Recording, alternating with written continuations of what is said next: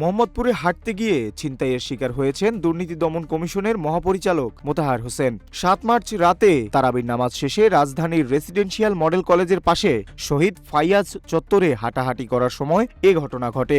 রাত 10:30টার দিকে ৩ জন ছিনতাইকারী চাপাতি ও সামুরাইয়ের মতো ধারালো অস্ত্র নিয়ে তাকে ঘিরে ফেলে। তারা প্রথমে ভয় দেখিয়ে তার আইফোন 12 প্রো ম্যাক্স, মানিব্যাগে থাকা 20,000 টাকা এবং হাতঘড়ি ছিনিয়ে নেয়।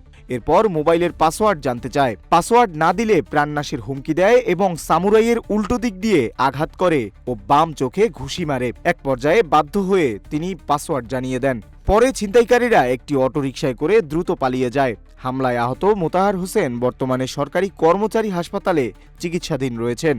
এ ঘটনায় তার স্টাফ অফিসার জাবেদ হোসেন সজল মোহাম্মদপুর থানায় মামলা করেছেন। পুলিশ জানায়, মোবাইল ট্র্যাক করে আসামিদের ধরতে তাজমহল রোডে অভিযান চালানো হলেও তারা মোটরসাইকেলে পালিয়ে যায়। মোহাম্মদপুর থানার ওসি মেজবা উদ্দিন বলেছেন, ঘটনাটি গুরুত্ব দিয়ে তদন্ত করা হচ্ছে এবং দ্রুত অপরাধীদের গ্রেফতারের চেষ্টা চলছে।